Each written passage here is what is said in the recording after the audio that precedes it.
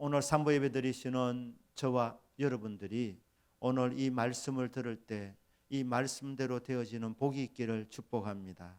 말씀의 주인공, 축복의 주인공이 다 되기를 주 예수 그리스도 이름으로 축복합니다. 아멘. 우리가 불렀던 찬송가 303장 날 위하여 십자가의 중환고통 받으사, 이렇게 시작되는 찬송가의 제목이 있습니다. 이 제목은 1절, 2절, 3절 제일 마지막에 나와 있는 어찌 찬양 안 할까? 이게 이 찬송가의 제목입니다. 은혜 받은 사람은, 구원받은 사람은 찬양을 드리는 것이 마땅합니다. 어찌 찬양 안 할까? 당연히 찬양해야 되지. 이런 내용입니다. 그럼 도대체 어떤 은혜를 받았기에 찬양 드리면서 살게 되는가? 1절 가사에 보시면 날 위하여 십자가에 중한 고통 받으사 대신 죽은 주 예수의 사랑하신 은혜요, 나 같은 죄인을 위하여 이 땅에 오신 예수 그리스도. 여러분, 예수 그리스도께서는 우리를 통하여 예배와 경배 받기를 원하시는 분은 아니십니다. 예수님은 우리를 정말 위하시는 분이십니다. 나를 위하여, 우리를 위하여, 나 같은 죄인을 위하여, 나 같은 형편없는 사람을 위하여 중한 고통을 받으사. 어떤 고통입니까? 십자가의 고통은 정말 감당하기 힘든 고통이었습니다. 중한 고통이었습니다. 무거운 고통, 심한 고통이었습니다. 예수님이 십자가를 지실 때에 양손과 양발에 대못이 박혔습니다. 가시에 찔려도 아픈데 양손과 양발에 못이 박힐 때 얼마나 아프셨겠습니까? 그 못 박힌 것이 누구를 위한 것이냐? 나를 위하여, 저와 여러분을 위하여. 형편없는 죄인, 정말 의인을 위해서 죽는 자도 쉽지 않은데 명분 없는 죽음, 죄인을 위해서 죽는 죽음이신데 날 위하여, 나 같은 죄인을 위하여서 중한 고통 받으사 대신 죽은 주 예수의 은혜라고 노래하고 있습니다. 예수님께서는 죽으실 이유가 전혀 없으셨습니다. 죄인이 죄값으로 죽는 것입니다. 그런데 예수님은 죄가 없으신 분이십니다. 믿으십니까? 죄 없으신 분이신데 죽으신 거예요. 우리를 위하여, 저와 여러분 때문에, 나를 위하여 대신 죽으신 것입니다. 안 죽으셔도 되는데 나를 사랑하셔서 나를 위하여 대신 죽으신 주 예수의 은혜요, 보배로운 피를 흘려 영영 죽을 죄에서, 죄 때문에 영원히 죽습니다. 그 죄가 영원히 우리를 찌릅니다. 괴롭힙니다. 영영 죽을 죄에서 우리를 자유케 하시려고, 구원 주시려고, 용서해 주시려고 대신해서 죽으셨습니다. 보배로운 피입니다. 점도 없고 흠도 없는 예수 그리스도의 그 보배로운 피를 흘려 구속함을 받은 우리라고, 대속, 구속, 대가를 지불하여 구원시켰다는 말입니다. 보배로운 피를 흘려서, 제 삭선 사망인데 죄값을 예수님이 대신 담당하셔서 피를 흘려 주심으로 말미암아 십자가의 죽음이라는 대가를 지불하시고 우리를 구원하신, 대속하신 은혜, 그로 인해서 우리가 구원을 받았습니다. 구속함을 받았습니다. 이렇게 예수님, 우리를 위하여, 나를 위해서 대신 죽으시고 보배로운 피를 흘려주셔서 구원해 주셨으니 어찌 찬양 안 할까? 저와 여러분은 예수 그리스도를 구주로 믿고 고백한 사람들입니다. 그렇다면 구원받았습니다. 구속함을 받았습니다. 이것만 해도 우리는 영원히 찬양하면서 살아갈 수 있습니다. 구원받았기 때문에, 구원받았느냐? 그러면 어찌 찬양 안 할까? 찬양의 삶을 살자. 이게 1절 가사입니다. 자, 2절 가사는 어떻게 되어 있습니까? 예수 안에 있는 우리, 예수님이 우리를 고와 같이 버려두지 아니하시고 오셔서 인도해 주십니다. 선한 목자가 되십니다. 우리를 이끌어 가십니다. 주님이 다스리는 곳, 그것이 바로 주님의 나라 천국 아닙니까? 장소의 개념이 아니라 통치의 개념입니다. 주님께서 우리를 인도해 주시려고 우리를 구원시켜 놓고 우리에게 오십니다. 오셔서 우리를 다스리십니다. 우리를 인도하고 계십니다. 주님이 통치하는 나라에는 기쁨과 감사와 평화가 넘칩니다. 그러니까 예수 안에 있는 우리 한량 없이 즐겁고 주 성령의 위로함이 마음속에 차도다. 성령님은 위로의 성령이십니다. 위로의 주 성령. 그 성령께서 우리와 함께 하십니다. 성령님의 또 다른 이름이 보혜사입니다. 보혜사라는 뜻이 무슨 뜻이냐 하면 곁에서 부르신다는 뜻입니다. 너무 어렵고 힘들 때에, 막막할 때, 그때 성령 하나님께서 곁에서 우리 이름을 불러주십니다. 사랑하는 딸아, 사랑하는 아들아. 힘들었지 이래 말씀 안 해도 이름을 듣는 순간에 알게 됩니다. 아, 성령님이 다 알고 계셨구나. 다 보고 계셨구나. 굳이 구체적으로 말씀하지 않아도 내 이름을 부를 때에 그 음성을 듣게 될 때 그때 알게 됩니다. 주님이 다 보고 계셨구나. 성령님이 함께 하고 계셨구나. 그리고 말씀합니다. 사랑하는 아들아, 사랑하는 딸아, 내가 너와 함께 한다. 걱정하지 마라. 그런 위로의 음성을 듣게 될 때 우리 마음에 평화와 기쁨이 넘치게 됩니다. 마음속에 주의 위로가 충만하여 지게 되는 것입니다. 그러니 어찌 찬양 안 할까? 그 다음에 무슨 가사입니까? 천국 음악 소리 같은 은혜로운 그 말씀, 끊임없이 듣는 우리 어찌 찬양 안 할까? 이 세상에서 듣는 음악과 차원이 다른 천국에서 들리는 성도들과 천사들이 부르는 찬양은 최고의 찬양입니다. 가장 멋진 화음이고 찬양대원 숫자도 많고 그리고 달콤합니다. 들으면 마음에 기쁨이 넘칩니다. 달콤한 멜로디입니다. 가장 아름다운 음악, 가장 아름다운 노래, 가장 아름다운 소리, 그런 천국 음악 같은 소리, 그게 바로 은혜의 말씀이랍니다.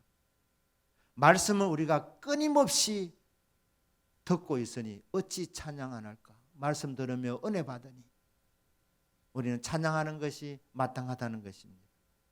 여러분, 말씀을 들으려면 건강히 받쳐주셔야 됩니다. 예배 드리고 싶어도 건강이 따라오지 아니하면 병상에서 동영상으로 예배 드릴 수밖에 없습니다. 뭐 방법이 없습니다. 몸이 안 되는데. 그러니 이곳에 와서 예배 드릴 수 있는 게 이게 감사의 제목인 겁니다. 내 발로 걸어 들어와서 내 목소리로 찬양할 수 있다는 것. 때로 손뼉을 칠 수 있고 때로는 춤을 출 수 있고 일어서서 찬양할 수 있고 건강이 되니까 믿음이 되니까 어찌 찬양 않겠는가. 그런데 정말 감사한 것은 예배드리러 왔는데 설교 말씀을 듣는데 어느 날부터 말씀이 들리기 시작하는 겁니다. 그전에는 거리감 있는 말씀이었으면 아, 그랬구나. 요셉이라는 사람이 그렇게 살았구나. 요셉이 뭐 감옥에 그래 살았는데 하나님이 왜 인도해 주셨구나. 옛날 이야기로 끝나는 거예요. 옛날 이야기. 그런데 어느 날부터 그 말씀이 나에게 주신 말씀으로 들려지기 시작하는 겁니다. 아이고, 설교자가 누구한테 정보를 받았나? 다 알고 하시는 것 같지. 그것은 설교자가 정보를 얻어서 설교하는 것이 아니라 성령의 감동으로 꼭 필요한 말씀, 은혜의 말씀을 들려주고 계시는 것입니다. 설교자의 말이 아니라 설교자를 통해서 성령께서 지금 말씀하고 계시는 겁니다. 그런데 어느 날부터 들려지는 거예요. 이게 여러분 보통 복이 아닙니다. 보통은 말씀을 듣고 한쪽 귀로 듣고 한쪽 귀로 흘리는 것인데, 그래서 예배당 문 열고 나갈 때 그때 설교 제목도 뭔지 모르는 게 일반적인 사람들인데 어느 날부터 말씀이 들리기 시작한다는 거예요. 말씀이 나에게 주신 말씀으로 들려지는, 마음이 열려지는 말씀, 공감되는 말씀. 여러분, 말씀이 들려지면 복받은 줄 믿으시길 바랍니다. 은혜 받고 있는 것입니다. 하나님 어떻게 은혜를 주십니까? 말씀을 통해서 은혜를 주시는데 내하고 관계없음 이러면 별로 이게 역사하는 말씀이 아닙니다. 그런데 구구절절이 아멘이 되어지는 것이죠. 어떻게 할까 이런데 말씀을 듣는 중에 길이 보이는 겁니다. 그게 말씀이 들려진다는 거예요. 말씀이 들려지고 말씀이 깨달아지고 말씀이 이해되어지고 말씀이 아멘되어지고 그 말씀이 내 마음판에 새겨졌어. 이 말씀이 내 인생의 비전이 되고 꿈이 되는 거. 그러면 찬양하는 것이 마땅하다는 것입니다. 이게 보통 은혜가 아니니까. 예배 시간에 와서 숨 쉬는 분도 계십니다. 나아가서 코를 고시는 분도 계십니다. 고단하니까 그렇겠지 싶은데 매주마다 그러시면 저는 기도하셔야 됩니다. 하나님이요, 말씀을 들어야 내가 은혜를 받는데 하나님이요, 말씀이 들려지게 하옵소서. 말씀이 깨달아지게 하옵소서. 말씀이 이해되지게 하옵소서. 말씀이 믿어지게 하옵소서. 여러분, 이 귀가 열리기 시작하면, 말씀이 들리기 시작하면 그 다음 주 와도 또 들리는 거예요. 본문이 다른데도 불구하고 또 나에게 주시는 말씀이 되는 겁니다. 그러니까 한 번 열려진 사람은 특별한 죄를 안 짓는 이상 말씀이 계속 들려지고 은혜를 받습니다. 뭐라고 말합니까? 이 은혜의 말씀을 끊임없이 듣는다는 게, 끊임없이 듣는 우리, 끊임없이 말씀을 들으며 응답받고 말씀을 들으며 은혜받고 말씀을 들으며 살아나니 어찌 찬양 안 할까? 3절 가사입니다. 3절 가사. 이 세상의 모진 풍파 쉬지 않고 불어도 주님 안에 보호받는 우리 마음 편하다. 이 세상은 여러분 위험한 곳입니다. 안전한 곳이 아닙니다. 풍파도 모진 풍파가 끊임없이 쉬지 않고 불어오는 곳이 세상이라는 곳입니다.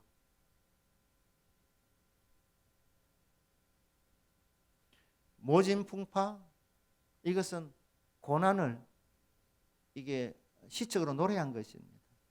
모진 풍파라는 말은 극심한 고난을 말하는 것입니다. 하나님의 자녀도 예외 없이 이 세상에서 살아가기 때문에 이 세상에는 고난이 올 수 있습니다. 모진 바람이 불어옵니다. 그런데 이 모진 풍파가 불어오게 될 때에 그때 우리 성도님들이 그 바람에 불려서 날아가지 않습니다. 사업체가 날아가지 않습니다. 주님이 보호하시기 때문에.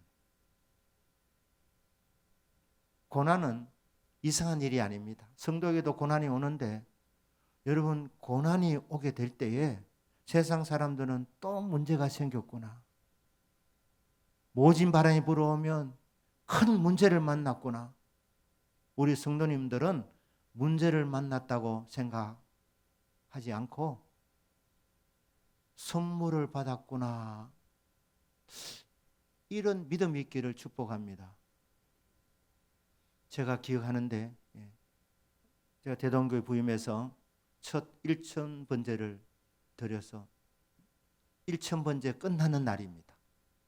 그날 우리 성도님 중에 한 분이 목사님 선물입니다 하면서 봉투를 하나 주셨어요.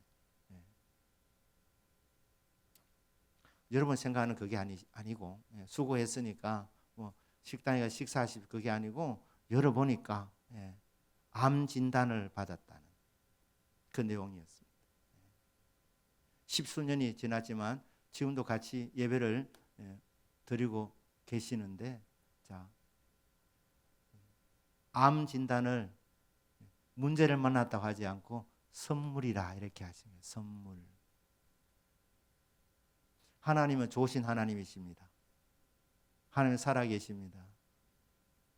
합력해서 선을 이루시는 좋으신 하나님. 하나님 허락하지 아니하면 참새 한 마리도 땅에 떨어지지 않습니다. 무슨 말이냐면, 고난도 하나님 허락하지 않으면 우리가 겪지 않습니다. 근데 하나님 왜 고난을 겪게 하십니까?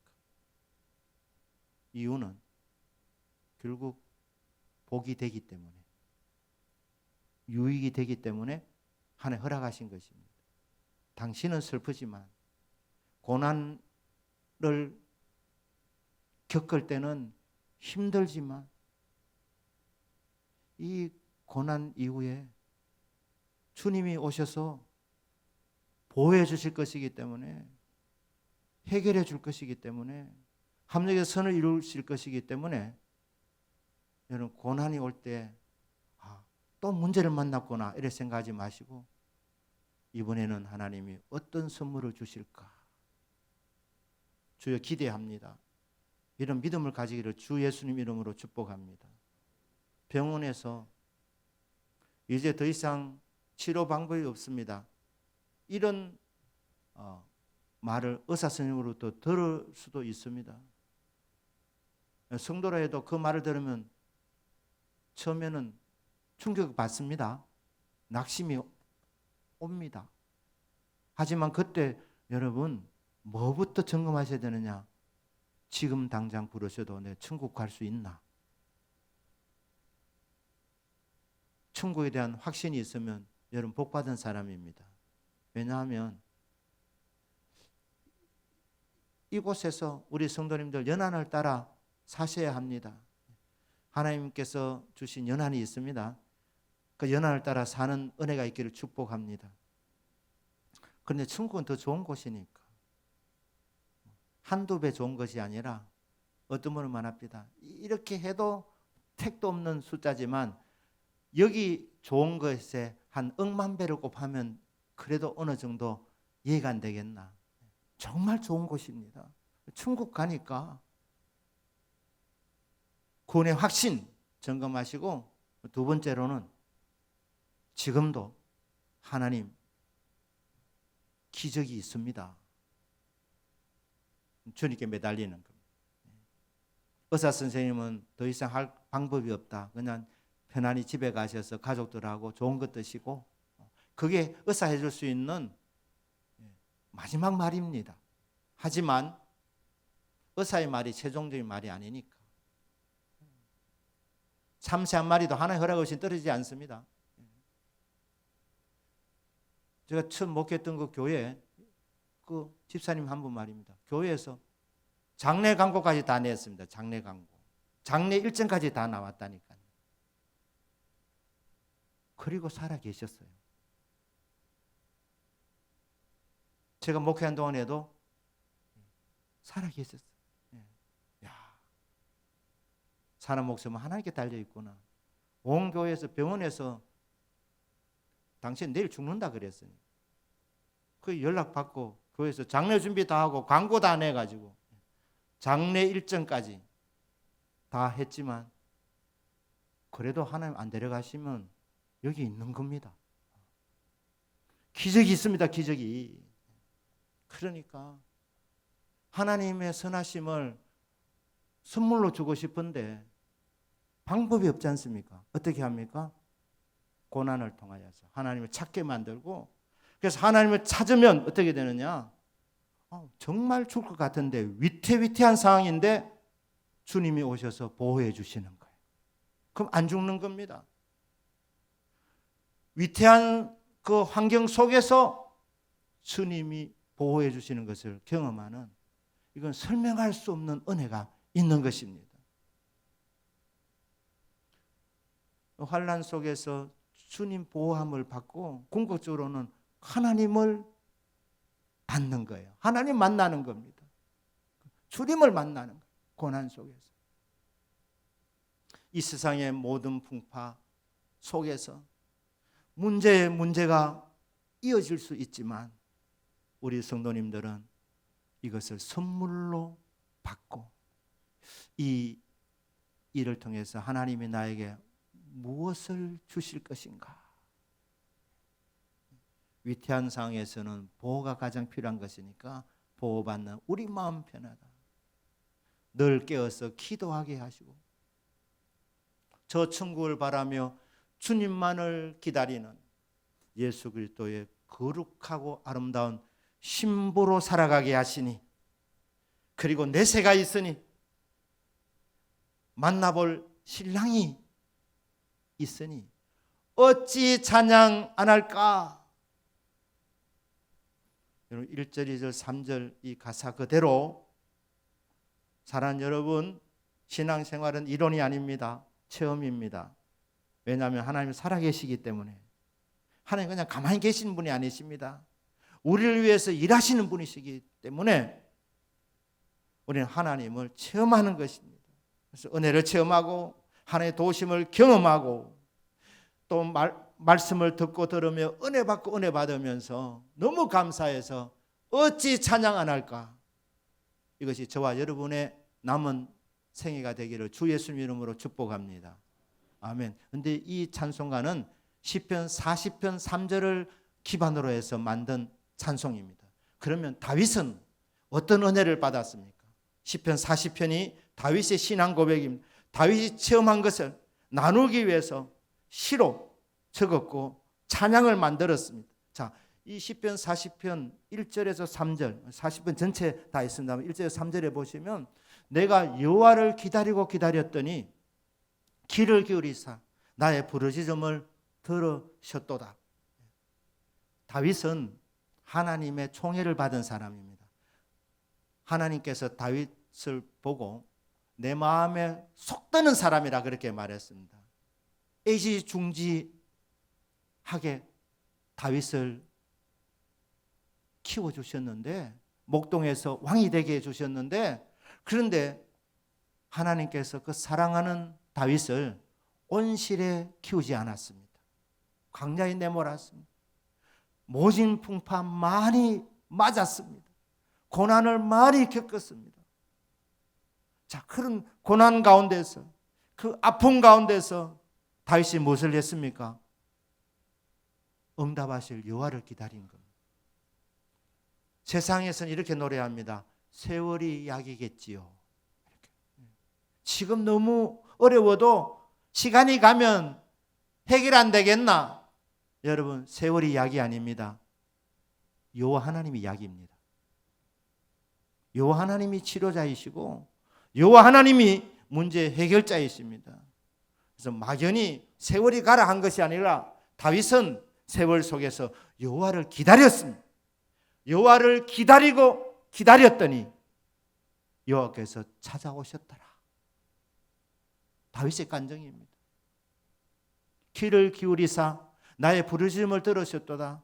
기다리면서 그냥 기다린 것이 아니고 여호와를 기다리면서 뭘 했느냐?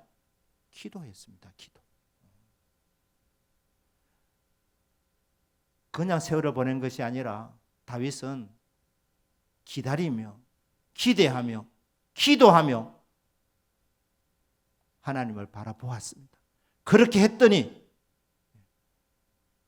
귀를 기울이사 나의 부르짖음을 들어주셨다. 응답해 줬다는 말입니다.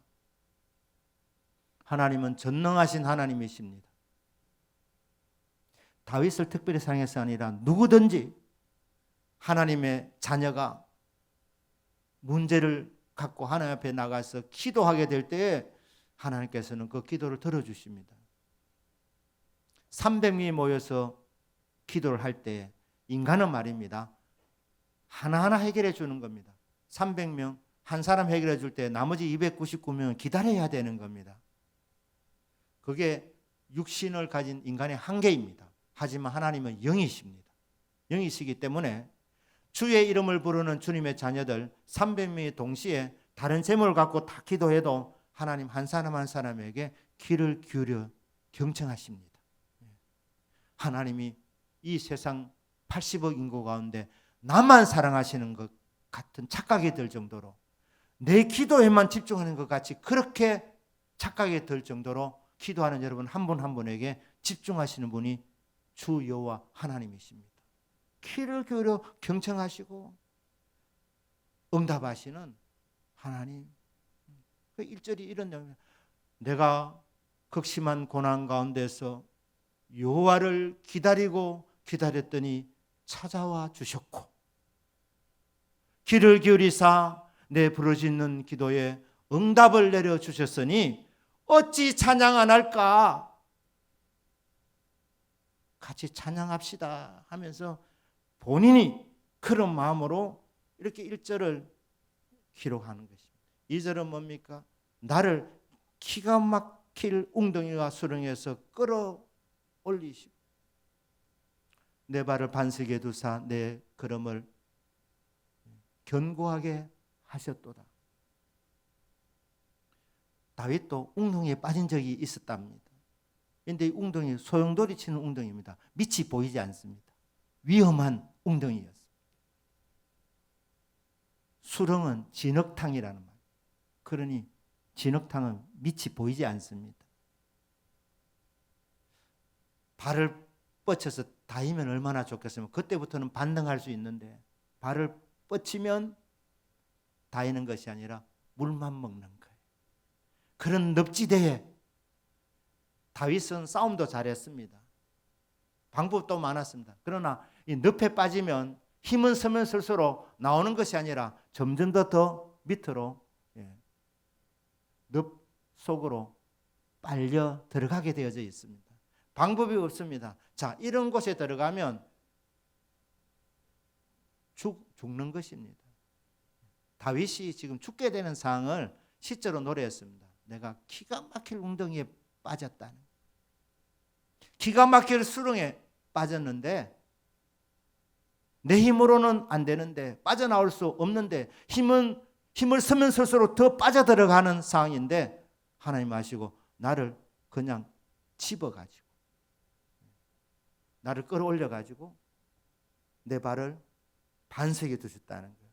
발부둥 얼마나 쳤겠습니까? 살아보려고 바닥에 대어보려고 그렇게 했는데 하나님이 그건 안 되니까 하나님이 끌어올려가지고 든든한 반석 위에 탁 올려두시고 그리고 말합니다. 다윗에게 내가 너에게 준 약속이 있잖아.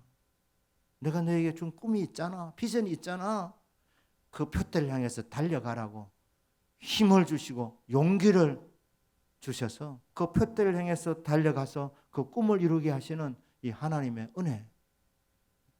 다윗이 기가 막힐 웅덩이에 빠진 적이 있었습니다. 기가 막히고 코가 막히는 상황. 많은 경우 있었습니다만은 저는 한 두 경우를 생각하고자 합니다. 첫 번째는 사울 왕으로부터 당한 고난이었습니다. 사울 왕이 다윗을 죽이려고 한 거예요.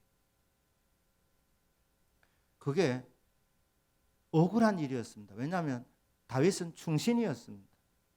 사울을 왕으로 늘 인정했던 사람이 다윗입니다. 사울을 제거하려는 마음 꿈에도 가져본 적이 없는 사람이 다윗입니다. 하나님께서 그런 다윗에게 사울을 죽일 수 있는 기회를 2번을 주십니다. 다윗의 부하가 말합니다. 각하, 때가 왔습니다. 처치합시다. 그런데 2번이나 살려줍니다. 왜 그렇죠? 다윗은 처음부터 사울을 죽일 마음이 없었기 때문에 맞받아 싸우지도 않았습니다. 다윗이 그래 싸움을 잘했지만 사울 왕이 죽이려면 그냥 도망다닌 것밖에 없었습니다. 그래 충신이었는데 그 다윗은 이스라엘을 구한 구국의 영웅이었습니다. 골리앗이 등장했을 때 맞짱 뜨자고 할 때 아무도 안 나가려고 했습니다. 사울 왕도 사실 왕이 되면 나가야 되는데 안 나갔습니다. 정말 비겁하게. 그런데 20살도 안 되어서 군대도 못 갔던 이 다윗이 그때는 군인도 아니었습니다. 그냥 청소년이었습니다. 그런데 다윗이 나가서 골리앗을 죽이고 블레셋 군대를 물리칩니다. 구국의 영웅입니다. 나라 구한 일밖에 한 게 없는데 죽여야 될 이유가 없습니다. 그게 기가 막힐 상황이라는 겁니다. 정말 답답하고 억울한 상황입니다. 여인들이 사울은 천천히요 다윗은 만만이라 그 가사 때문에 사울이 질투하게 된 겁니다. 사울이 죽인 숫자는 100만 명이고 다윗은 1억 명이라는 거예요. 그게 사울이 섭섭할 일이 아닙니다. 사울은 그 전쟁에서 한 일이 하나도 없었습니다. 그냥 숨어 있었다니까. 자기 몸 보호하려고 보신하려고 그냥 급급했던 사람이 사울인데 그래도 사울이 100만 명이나 죽였다는 것은 아무것도 한 것이 없는데 그 말을 들으면 고맙게 생각해야 되는데 감지덕지해야 되는데 그래 다윗이 정말 훌륭했잖아. 다윗 때문에 우리가 살게 되었다. 고맙게 생각해야 되는데 숫자가 좀 많다는 그거 하나 질투해가지고 그때부터 다윗을 죽이려고 한 겁니다. 그런데 진짜 기가 막힌 상황은 사울은 다윗의 장인 어른이었습니다. 가족이 됐는데 딸의 남편 아닙니까? 딸의 남편인데 아무 죽어야 될 이유도 없는데 죽이려고 합니다. 이스라엘을 샅샅이 이잡듯이 수색했던 사람이 사울입니다. 2번 살려줘도 고맙다 하고 금방 돌아서 가지고 또 다윗을 죽이려고 했던 사람이 사울 왕입니다. 자, 기가 막힐 웅덩이에 빠진 것이죠. 또 한 번 기가 막힐 웅덩이는 압살롬의 반역입니다. 압살롬 얼짱이었습니다. 얼짱. 머리도 커서 제가 언제 그랬죠? 장발장이라 그랬죠. 유능했습니다. 다윗이 한 번도 우종을 안 해도 될 정말 다윗 눈에 볼 때 완벽한 아들이었습니다. 너무너무 귀엽고 너무너무 똑똑하고 너무너무 잘생기고 그래서 다윗이 정말 아꼈던 애지중지 금지옥엽으로 키웠던 아들 이 아들이 배신한 겁니다. 이거 누구한테 얘기하겠습니까? 너무 황당하고 너무 부끄럽고 기가 막힐 일. 자기네로부터 배신을 당하고 정말 아꼈던 아들로부터 배신을 당했을 때 준비가 안 되어가지고 압살롬이 공격에 들어올 때 다윗이 맨발로 도망갔다. 왜? 아들이 그럴 줄 몰랐기 때문에. 너무 기가 막혀서 울면서 맨발로 기드론 시내를 건너가더라. 기가 막힐 웅덩이에 빠진 것입니다. 기가 막힐 웅덩이에. 그런데 하나님께서 그런 기가 막힐 웅덩이에 빠진 그 다윗을 건져내어 가지고 반석 위에 두시고 기어코 하나님 주신 그 꿈과 비전을 성취하도록 하나님이 인도해 주셨으니 어찌 찬양 안 할까?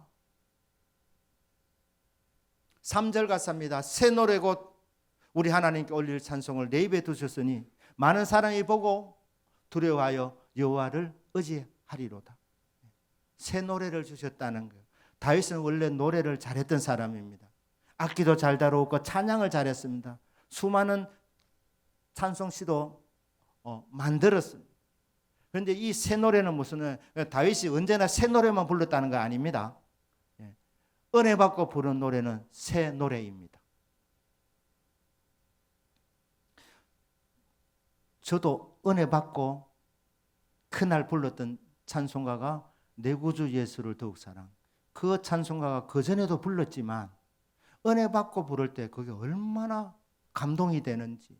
내 구주 예수를 더욱 사랑. 이전보다 더욱 사랑. 얼마나 눈물이 쏟아지는지. 그렇습니다. 여러분, 은혜 받고 찬송 부를 수 있기를 주님 이름으로 축복합니다. 영감의 찬송을 다 부르고 싶은데 어떻게 부르면 되느냐? 여러분, 은혜 받고 부르면 영감의 찬송입니다. 은혜 받고 부르는 찬송이 새 노래입니다. 늘 신곡을 부르는 것이 아니고 늘 불렀던 노래이지만 은혜 받으면 그게 내 마음에 새로운 은혜를 주기 때문에, 새로운 감동을 주기 때문에 새 노래입니다. 그러니까 다윗이 은혜 받고 한 일이 뭐냐면 새 노래로 하나님께 영광을 올려드렸습니다. 그랬더니 다윗과 동행했던, 같이 갔던 사람이 한 600명이 되었습니다. 600명이. 그들이 다윗이 찬양하는 모습을 보고 두려워했다는, 이 두려움은 공포가 아니라 경외하는 마음입니다. 하나님이 다윗과 함께하는 것을 본 거예요. 여러분, 찬송은 듣기도 하지만 찬송하는 사람의 삶을 보고 우리가 은혜를 받는 것입니다. 다윗이 하나님 찾을 때 늦었을걸, 뭐 부른다고 되나, 기도한다고 되나 빈정거리는 사람도 있을 것인데, 그런데 말입니다, 하나님이 기가 막힐 웅덩이에 빠져가지고 다윗의 시대는 끝났다고 다 그렇게 생각하고 있는데 하나님이 나타나셔서 그를 끌어올려가지고 반석 위에 두는 모습을 보게 될 때에 사람들이 두려움이 생겨요. 경외함이 생깁니다. 아, 하나님이 함께 하시는, 하나님이 다윗과 함께 하는구나, 하나님 살아계시는구나. 그렇게 하면서 그들이 여호와를 의지하게 되더라. 여호와를 의지하리로다. 따라다녔지만 하나님을 제대로 안 믿었는데 다윗이 은혜 받고 기적적인 구출을 받고 새 노래를 부르는 그 노래 가사에도 은혜를 받았지만 다윗에게 응답하시는 하나님의 임재를 보면서 많은 사람들이 보고 경외하게 되고 믿게 되더라. 그러니 어찌 찬양 안 할까? 사랑하는 여러분, 은혜 받고 또 받게 되시기를 주님 이름으로 축복합니다. 다윗의 일생은 뒷부분에 40장 5절에 보면 여호와 나의 하나님이여 주께서 행하신 기적이 많고, 다윗의 일생을 자기 스스로 말하기를 주님이 행하신 기적이 많았습니다. 하나님이여 내 일생은 기적이라고밖에 표현할 수 없는, 설명할 수 없는 일들이 많았습니다. 여러분, 치유도, 자연 치유도 있습니다. 우리 안에 하나님이 특별한 몸을 주셔서 병을 이겨낼 수 있는 면역력도 하나님이 주셨어요. 시간은 걸리더라도 감기 같은 경우는 여러분 자연 치유로 될 수도 있습니다. 그런데 약으로도 치유받을 수 있습니다. 수술로도 치유받습니다. 하지만 하나님이 직접 개입하셔서 치료해 주실 수도 있습니다. 하나님의 직접적인 개입을 우리는 기적이라고 하는 겁니다. 기적. 웅덩이에 빠졌을 때 다윗이 수영을 못한 게 아닙니다. 헤어나올 수 있는 힘이 없는 게 아닙니다. 그런데 다윗의 실력으로는 안 되는 그런 기가 막힐 웅덩이에 하나님이 넣으시고 그곳에서 하나님이 건져 주실 때 다윗의 마음속에 이것은 기적이구나, 하나님이 개입해 주셨구나, 하나님이 도와주셨구나, 이 깨달음이 오니까 하나님이 하셨습니다 찬양할 수 있게 된 것입니다. 이게 셀 수도 없이 많다. 나 지금 간증하려면 너무너무 많다. 왜? 기적을 굉장히 많이 경험했기 때문이라는 것입니다. 사는 여러분, 하나님의 은혜를 받고 또 받으시기를 주 예수님 이름으로 축복합니다. 기적의 주인공이 되시기를 축복합니다. 다윗처럼 말입니다. 주여, 내 일생을 돌아보니 주께서 행하신 기적이 많아서 사람들에게 알리고 싶은데도 너무 많아서 셀 수도 없을 정도로 하나님이 기적의 기적을 베풀어 주셨습니다. 믿음으로 사는 자에게 이런 은혜가 있음을 믿습니다. 말씀 마무리하겠습니다. 은혜 받고 받아서 은혜의 주인공이 되시기를 축복합니다. 기적의 주인공이 되시기를 바랍니다. 그리하여 어찌 찬양 안 할까? 하나님 하셨습니다. 하나님께 영광 돌림을 통하여 하나님 살아계심을 우리를 아는 사람들이 부인할 수 없는 하나님의 살아계심을 드러내는 그런 찬양하는 삶 살아가게 되시기를 주 예수님의 이름으로 축복합니다. 아멘. 기도하겠습니다.